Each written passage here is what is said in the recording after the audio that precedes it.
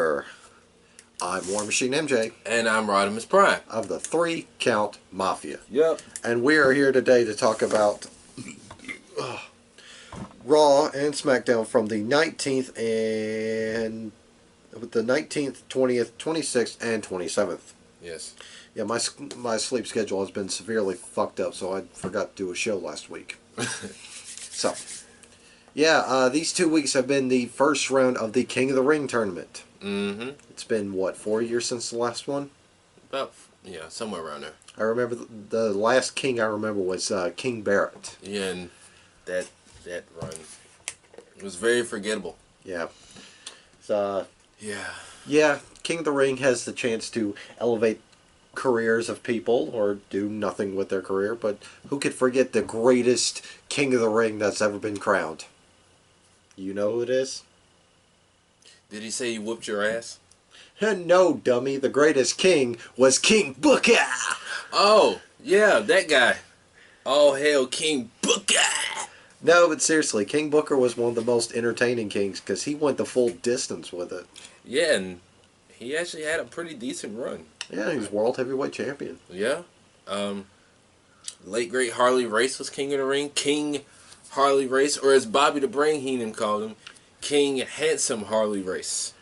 Bret Hart, Owen Hart, Triple H, Stone Cold, the infamous Austin 316 says I just whooped your ass promo. which in all honesty, that was the greatest King of the Ring coronation ever. Yeah, who else? Billy Gunn, Sheamus, William Regal. A whole list of others have won the prestigious, or as they call it, prestigious King of the Ring. Yeah. So let's go ahead and talk about the 19th.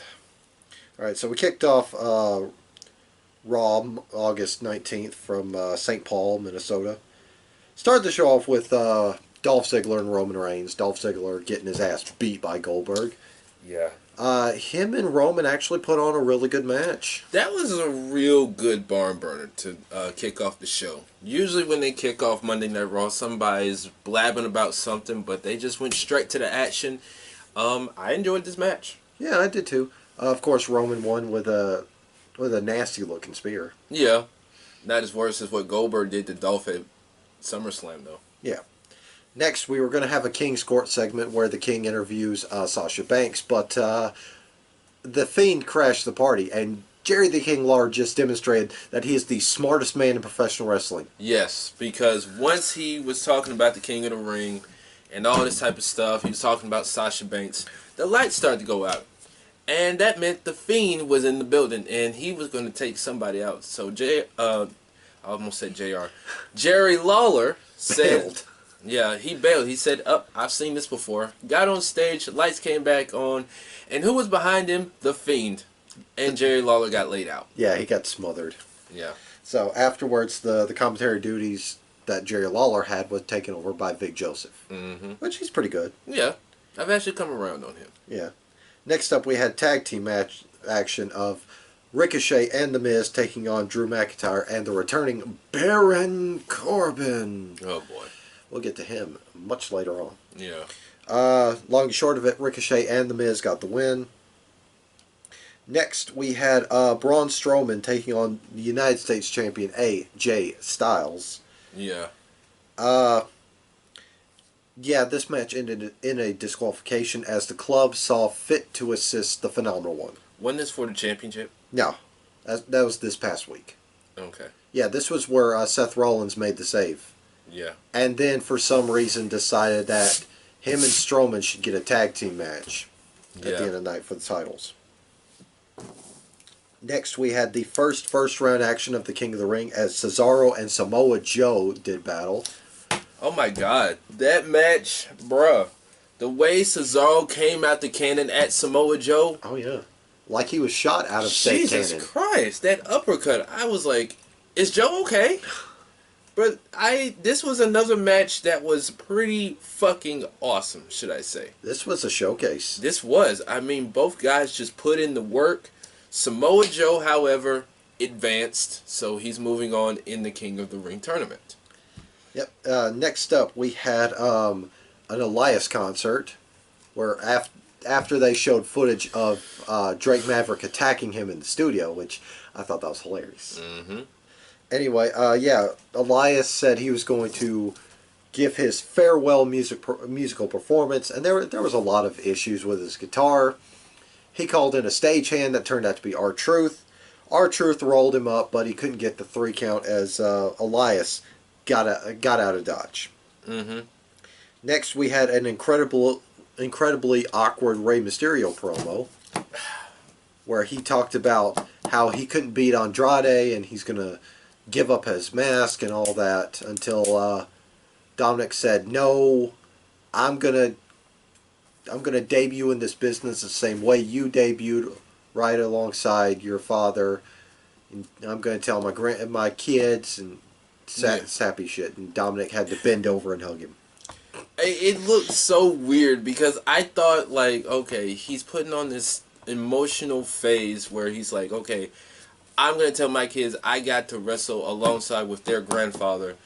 And the way he was looking at him, I thought he was going to, like, kiss him or something. Yeah. I was just like, this is weird. It was sad, awkward, and sexually awkward. It was, because the way he was just looking at his dad, I was just like, what's going on here? Like, I get you're trying to Console him and say, hey, you don't need to hang it up yet.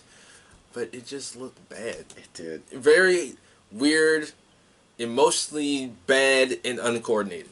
Yeah. Speaking of well coordinated, we had SmackDown Tag Team Champions The New Day taking on the Revival. However, that ended in disqualification when a certain stuntman decided to interfere. Yes. Randy Orton, out of nowhere, hitting the RKO. Later, they beat down the New Day.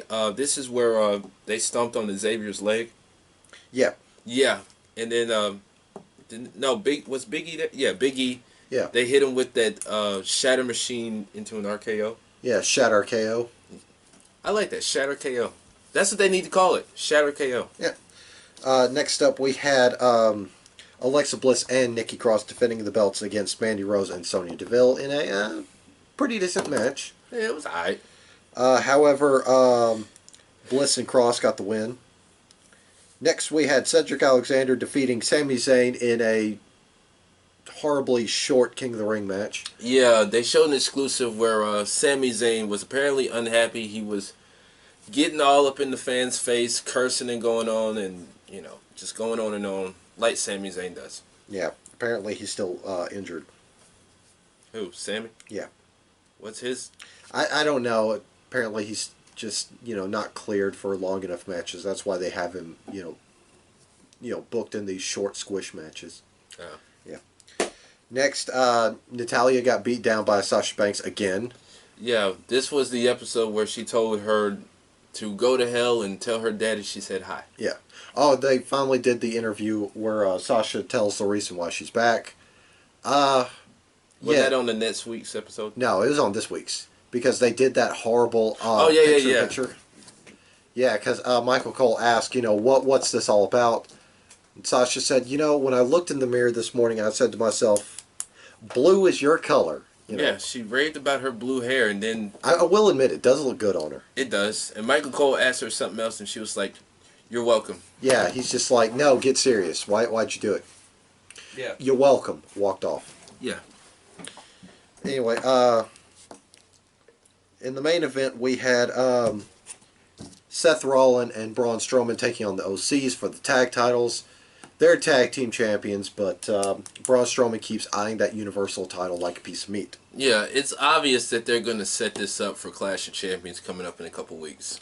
Speaking of which, we get to this week's Raw, where we kicked off the show with Sasha Banks addressing all the rumors surrounding her WrestleMania hiatus, debacle, whatever you want to call it. I will say, however, she did look good in that leather and those boots. Yeah.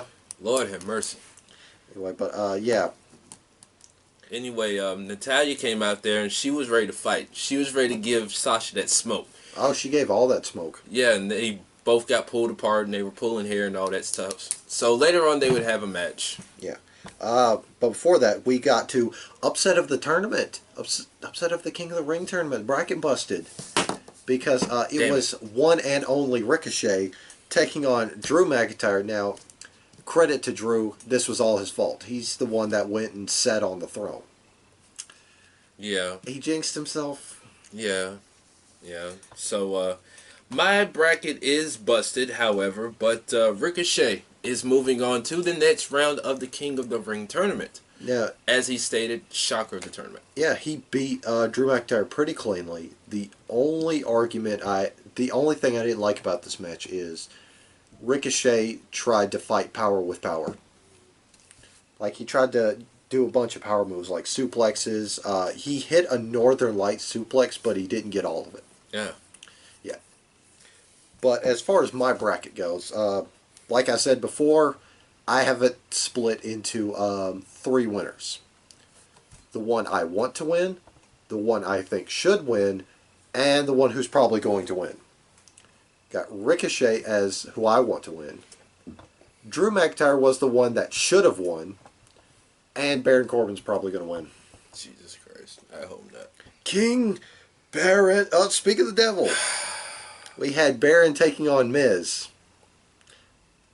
You know what? I can sit here on camera in front of the world and say I'm going to take this L because I wanted Baron Corbin to get eliminated early, but he's moving on, so congratulations to him. And the only difference between him and Drew McIntyre is he sat on the throne, but he won his match, unlike Drew. Yeah, he still pretty much jinxed himself, too. Yeah. So, yeah. Baron Corbin defeated The Miz and will advance. Whoopee. Next, we had wildcard women's champion Bayley coming over and taking on Nikki Cross. This was a pretty alright match. Yeah. But Bayley got the win. Next, we had Tag Team Turmoil, where the winners will get to face Seth Rollins and Braun Strowman. But before that, it was announced that, well, of course, Seth Rollins and Braun Strowman will defend the tag titles at Clash of Champions. But they will do so before Seth Rollins defends his Universal title against Braun Strowman. You know, honestly, the way that Clash of Champions is looking, I'm really not excited for it. What's one match I can actually look forward to in Clash of Champions? The Cruiserweight Championship. Oh, yeah. Let's see. The Women's Championship from Raw. Because eventually that's going to be Sasha versus Becky. Yeah.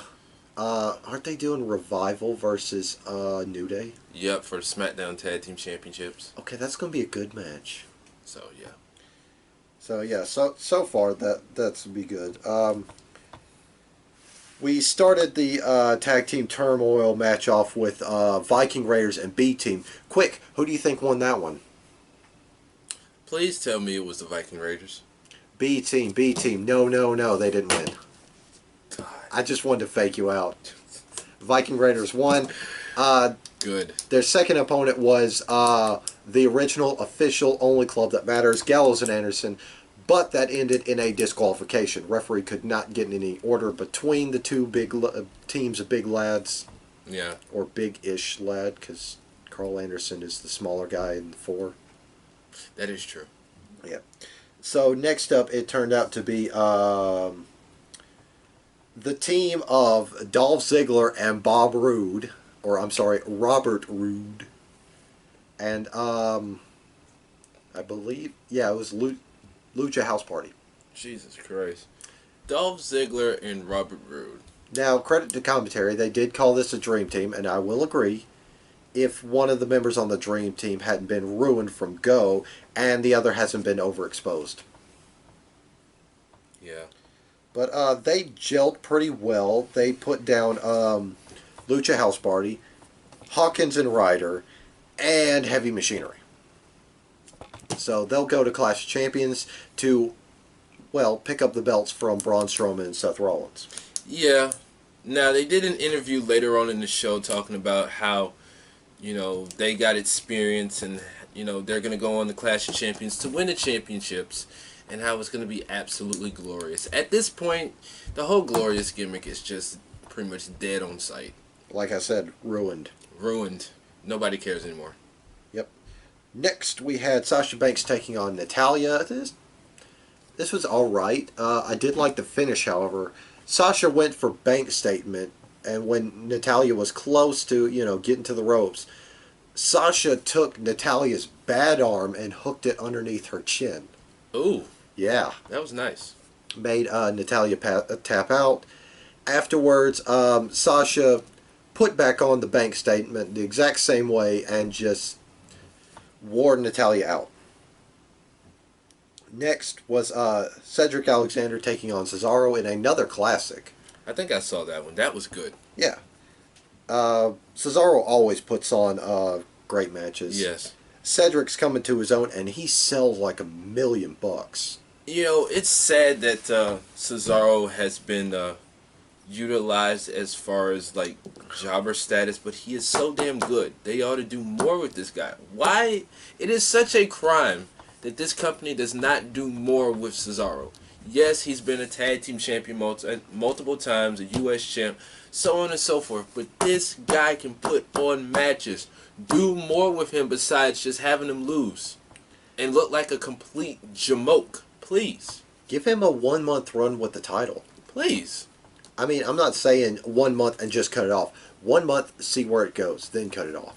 Yeah. Because this man is a machine. Because if it goes to a month, then give him a nice little run. Not like a year run or so, but, give him something that he can work with. Yeah. Besides that, that would make him a Grand Slam champion because he's United States Intercontinental Tag Team. I don't remember him being Intercontinental Champion. It was a brief run. Very, very brief. Anyway, next up, it was for the United States Championship. AJ Styles defending against Braun Strowman. Anderson and Gallows were banned from ringside. Banned. Yeah, because this devolved into chaos. The club came out there after a ref bump. And AJ Styles pulling out a trick we haven't seen in years. Yeah, Strowman had the chair in his hand and he was just wailing away on Gallows and Anderson.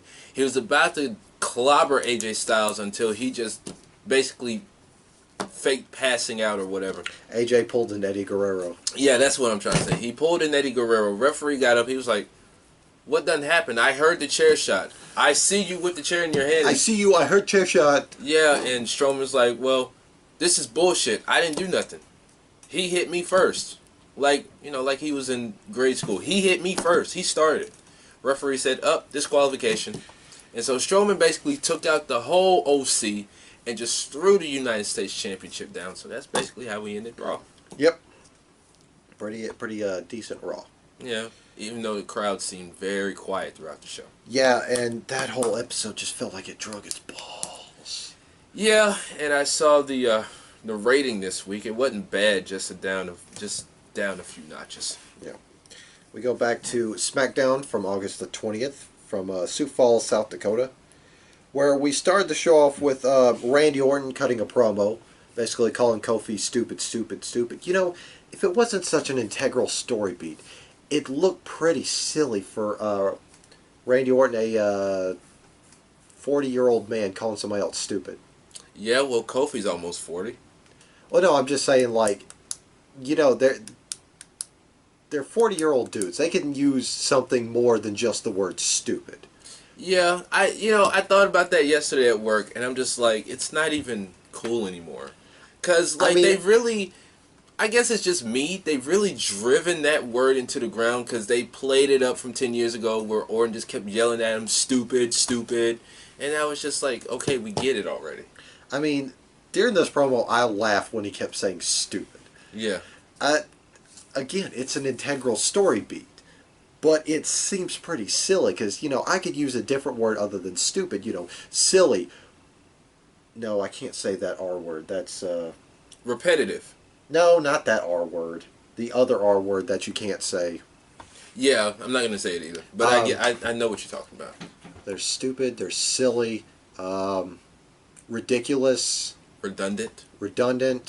The list goes on and on. Yeah. Whip out a whole thesaurus. Or you could, put modifiers to it, like fucking stupid. Yeah. But still, That, of course, Kofi Kingston came out, and while Randy Orton was distracted with the Titantron, waiting for Kofi to come down the ramp, Kofi slid in the ring. About the time Randy Orton turned around, he ate Trouble in Paradise. So, yeah, Kofi beating Orton at his own game.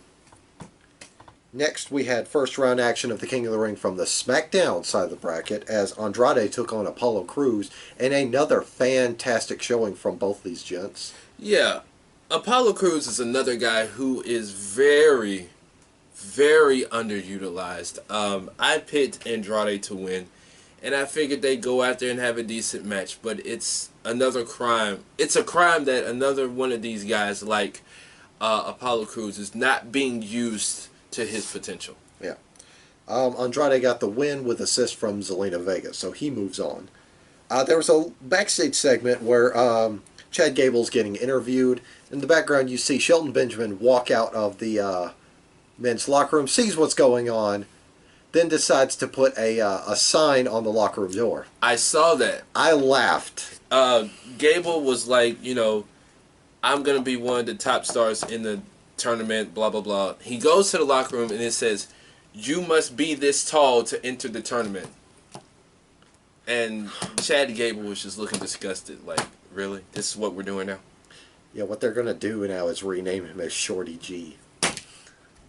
I cannot make that up, actually. I really hope they don't do that shit because that will just kill his career. Yeah. I really hope they don't do that. But no, I laughed because Shelton Benjamin, he was kind of entertaining in the background. Yeah. Finally, they're actually using somebody like Shelton when was the last time he was on TV? Besides him just rolling his eyes and moving his eyes back and forth. Yeah, looking like a living meme. Yeah. Yeah, I was about to reference that one. Anyway. Next, we had a pretty good segment as we had a moment of bliss with Charlotte Flair on there. She starts talking some static, saying that Bayley may be the champion, but the whole division revolves around me. Yeah. I'm the one going out to all these special events, not Bayley. Bayley came out there and said, person that holds champion is the brand, so yeah, suck it. Then she turns around and walks back, turns around, oh, I forgot something. Shoves Charlotte hard as hell off her chair, and she ate a side full of table. I'm surprised one of her shoes didn't break after she got pushed off that chair, because I've been seeing that clip a lot, and I'm just like, damn, Bayley. I like the aggressive Bayley, but like I said, I'm surprised one of Charlotte's shoes didn't break. I'm surprised Charlotte didn't get some like abdominal pain from taking that table. Yeah, because she hit that table kind of rough. Yeah, because I saw where she was trying to not hit the table, but she hit that table pretty hard. Yeah. Speaking of hard and rough, next we had another fantastic showing from Buddy Murphy as he took on the new Daniel Bryan. Now, earlier in the night, I don't know why they keep saying the new Daniel Bryan. Anyway, earlier in the night, Daniel Bryan had found Roman Reigns' attacker's accomplice and basically kidnapped him. Mm-hmm. Held him in a blank room and told him not to move, even though there was nothing holding him in play. It looked stupid. The door was locked from the outside. He could have easily, opened the door. Anyway, yeah, Buddy Murphy put on a fantastic showing against Daniel Bryan. Beat him clean as a whistle with Murphy's Law. Got the pin and stole off into the night. Yeah. He was going to get interviewed backstage when Daniel Bryan Daniel Bryan and Rowan beat the hell out of him, with Daniel Bryan yelling, "I hate liars. Cowardly liar. Liar cowardly." I mean, it was a little entertaining with the stuff he was yelling. Daniel Bryan. Yep. Next we had the Revival. They were going to come out and make a point. Oh, wait, no. That was the thing. I forgot that happened at the beginning of the show when with Kofi and Orton. What? Kofi tried to injure Orton the same way they injured Woods. Oh, really? Yeah. Revival came out, made the save. Kofi busted out the chair and took out both the Revival. Yeah. So they walked into their match later with rib tape on. Yeah. They took on Heavy Machinery, and Revival beat Heavy Machinery. No surprise. Next, we had Miz TV, where Sami Zayn demanded to be on there and basically said, I found a kindred spirit in Forgotten Intercontinental Champion Shinsuke Nakamura. Yeah, I saw this segment and I found this to be very interesting, being that these two have history, and basically they took out the Miz. The Miz ate probably what, 2 Kinshasas. A kick to the back of the head and 2 Kinshasas, yep. Yeah, so I do like the fact that Sami Zayn is Shinsuke's mouthpiece. So I think this could work. The first thing I thought of when I saw this is, I forgot Shinsuke was Intercontinental Champion. Yeah, that too. I was like, gee, where's he been? When's the last time he defended the belt? So, yeah, Clash of Champions is probably going to be Miz's 10th IC Championship. Probably. Don't quote me on that one. But it's probably going to be Miz versus Sami Zayn. Yeah. Shinsuke. I said Sami Zayn.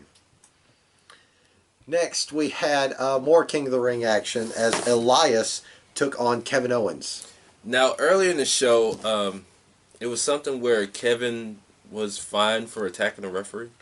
Yeah, it goes back to SummerSlam where he put his hands on Elias, who was an official in his match against Shane O'Mac. Yeah, and they started talking and this and that. So we get to the match, and basically Kevin should have known that Shane was going to screw him. And that's exactly what he did. He basically screwed him from getting to the next round of the tournament. So Kevin Owens is done. Elias moves on. Yeah. When will they ever be done with this shit with Shane and Kevin? They're trying to book this as a new McMahon versus Austin, thing. I'm already tired of it. Yeah. I like Kevin Owens, though. Don't get me wrong. Yeah. He's fantastic when it comes down to the stunner. Yeah. But before we got to this, there was a segment that made me pee myself laughing. Elias with his 24/7 championship. Mm-hmm. He was backstage noodling on his guitar when he spotted John Cone, referee, in disguise. He's like, come on, man, really? All right, where's he at? So John Cone sells out Drake Maverick in a road case. Elias opens it up. Drake Maverick pops out. He yells out, I got you.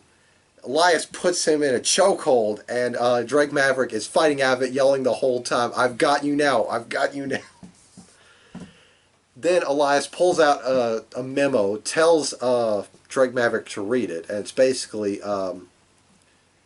Elias, has to focus on his first round King of the Ring match.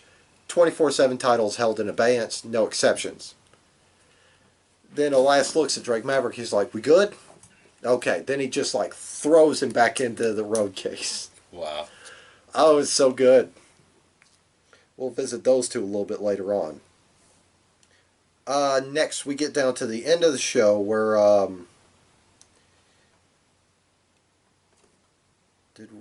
Roman didn't have a match. All right. No.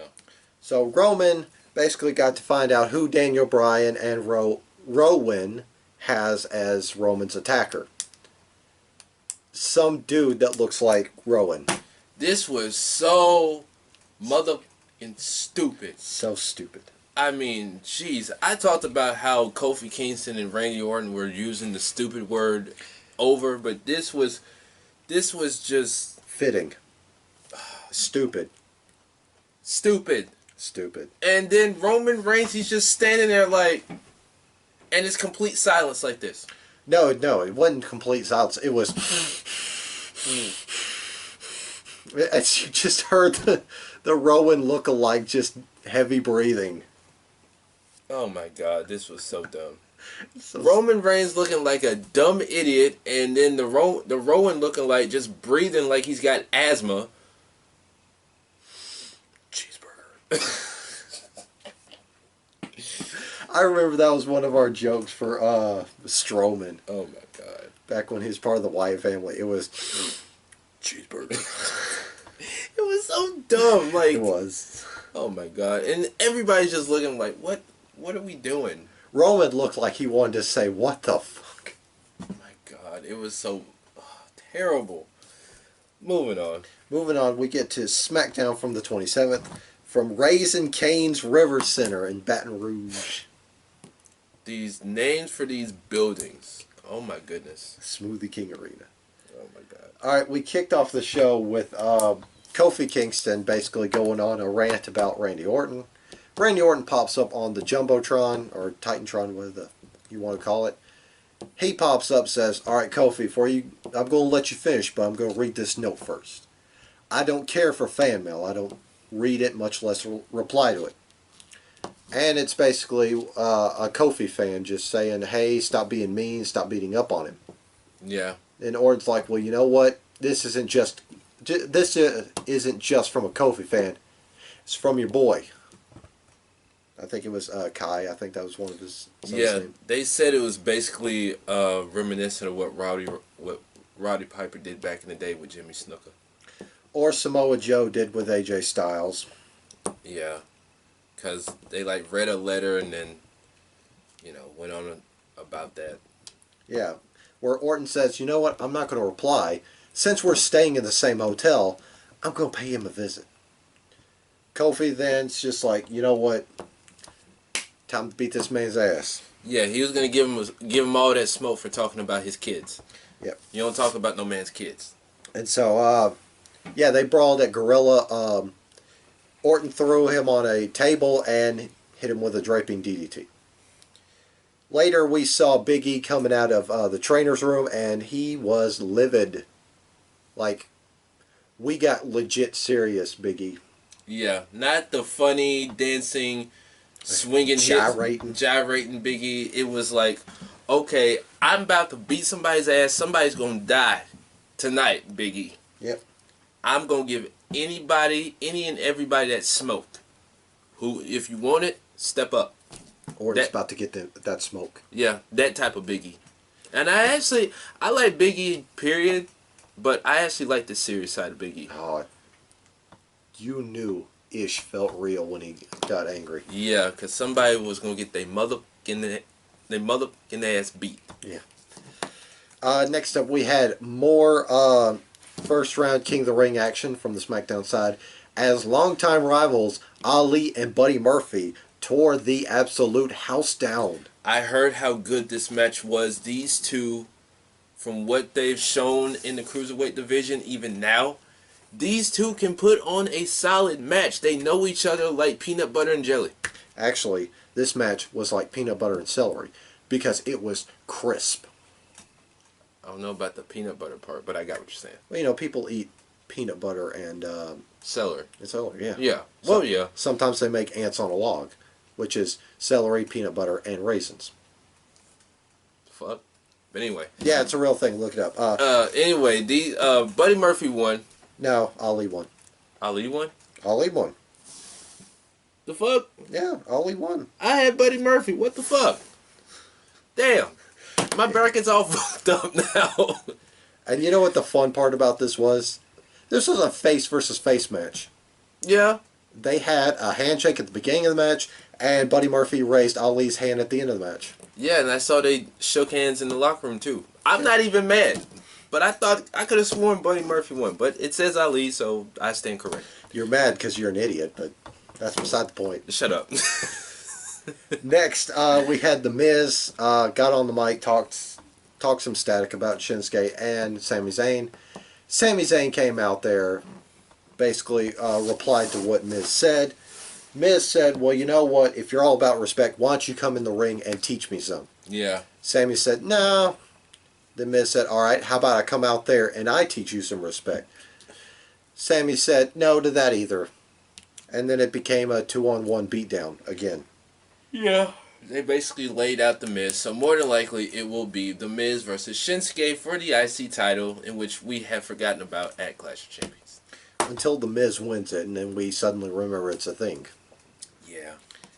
Anyway, but, yeah, we had a backstage segment where Bayley and Ember Moon were talk about going forward, where Ember Moon admits, she took the L. Yeah. No excuses, she took the L, and thanked Bayley for elevating the division, but business ain't finished between the two of them. In walks Lacey Evans, who we also have forgotten about since Stomping Grounds. Extreme Rules. Extreme Rules, yes. Thank you. I remember. I knew it was one of those two. I couldn't remember if it was early or late. Yeah. Anyway, yeah, Lacey Evans said, Bailey may be champion, but I'm going to elevate it. And then Bailey and Ember Moon just decided to go, Okay, Lacey Evans said that against Becky, and look how that turned out. Yeah. She faced her 3 times for the championship, and look how that turned out. She got all of the smoke. Anyway, that led to a match between Bailey and Lacey Evans. Lacey Evans had a pretty good showing in this one. Like, she had actually worked off the rust. Yeah, she still needs to improve, but, Yeah. I heard how good this match... I heard this match was pretty decent. Charlotte Flair came out there. She was at ringside. Not that this has anything to do with anything. A lot of people are making fun of her because of the fact that she don't wear, like, a whole lot of makeup now. So? I mean, whether she has makeup or not, she still looks good. So Yeah. why is it a big deal? Like, who gives a F? I mean, I think it's Alicia Keys that's gone without makeup. Yeah, I've seen a lot of famous women go without makeup. So why is it a big deal? I mean, she still looks good. She's still beautiful. So why are y'all worried about it? Besides that, she got her a man. She don't need any opinions from anybody else. Right?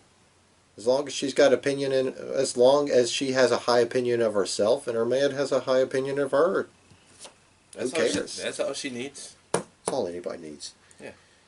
Next, we had Randy Orton taking on seriously Big E. Yeah. Like we said, Big E wanted to give somebody that mother effing smoke, and Randy Orton was that person. Yep. However, Randy Orton won. Yeah. No surprise. Yeah.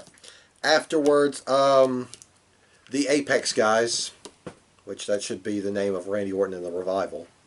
The Apex guys? Well, Apex means top. Oh, yeah. So there you go, Apex guys.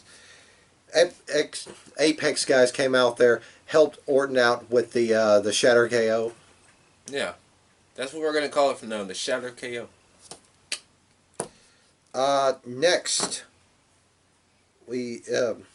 Next, we had a video package at Fox Sports Founders Day. What was the name of that event? Yeah, something like that where they were celebrating WWE going to Fox or something like that. Or just FS1 in general. Yeah. Whatever. They showed Elias doing his concert, and one of the commentary guys from FS1... Well, roll it back before we get there. Okay. Elias was doing his concert. Maverick was, trying to get on stage. Security was holding him back like the small toddler he is. Elias then got rolled up by R-Truth. R-Truth and Drake Maverick went on this zany little chase throughout the whole event where Maverick started looking like a joke. He got thrown in the dunk tank. He got pelted with Hail Marys. Yeah. R-Truth then made his way into the sports panel where, he was talking to some of the guys and, he's just like, oh, what's going on? Did you hear that? Oh, I gotta go. He trips up and all the guys are like, oh, somebody, get some medical help. He's probably hurt. And then Rob Stone's just like, no, don't do that. Get a referee. Covers him. Rob Stone is the first non-wrestling 24/7 champion. For like 10 seconds. 10 seconds. While the referee's about to put the belt on him, Elias rolls him up. 1, 2, 3. And you just hear this high pitch, Elias, no! It's hilarious. Elias runs off with the belt. And R-Truth and Rob Stone hold a nice little moment of almost had that championship. Wow. Yeah. Next up we had Elias coming out to... Well, he's about to perform by jinxing himself and sitting on the throne. Because he got beat up by Kevin Owens.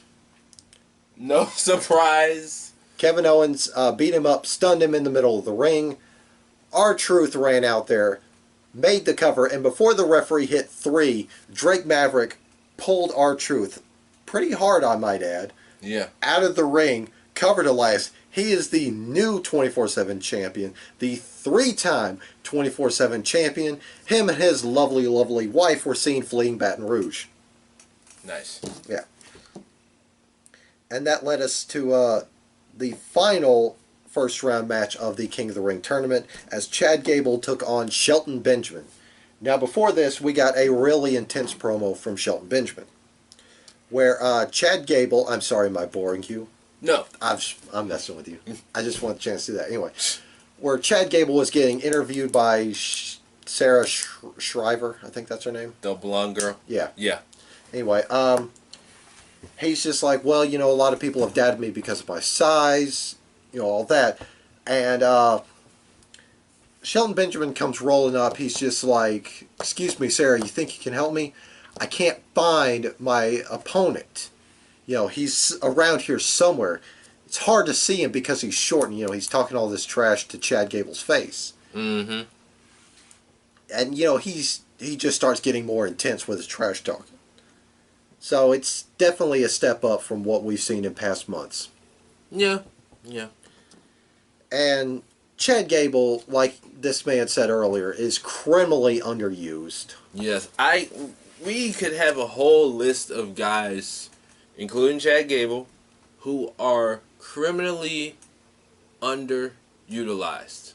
I mean, Chad Gable, he's like Kurt Angle 2.0. This guy can go. He can really put on some great matches. He can really hold his own weight. There's no sense in the world. I don't know why they are not utilizing this man to his highest potential. Not to mention, he's got he's got some sort of grasp of character subtleties. Mm-hmm. Because when he walked out onto the stage, he didn't just look at the cheap little crown and throne set. He looked at it with, you know, just like hunger in his eyes. You know, he had that visible nuance of hunger. Mm-hmm. It was almost masterclass. And that proved in his favor because he beat Shelton Benjamin. I had him winning, so at least I got that right. Yep. And now we move on to the main event. Oh, God. Where all along Daniel Bryan has been asking for an apology out of Roman to himself and Eric Rowan. They're calling him Eric Rowan now. I saw that. Yeah. Yeah, Roman comes out there, and you know he's running through the events as we have seen them for the millionth time. Daniel Bryan pops up on the Titantron. He's like, Roman, all you gotta say is 2 little words, just 2 words. Go on, say them. And Roman's just messing with me. He looks at the crowd and says, should I say him? Should I say him? Should I say him? How about we watch this footage one more time? And then they showed the stuff following Roman, and there's a clear visible marker on Rowan walking away.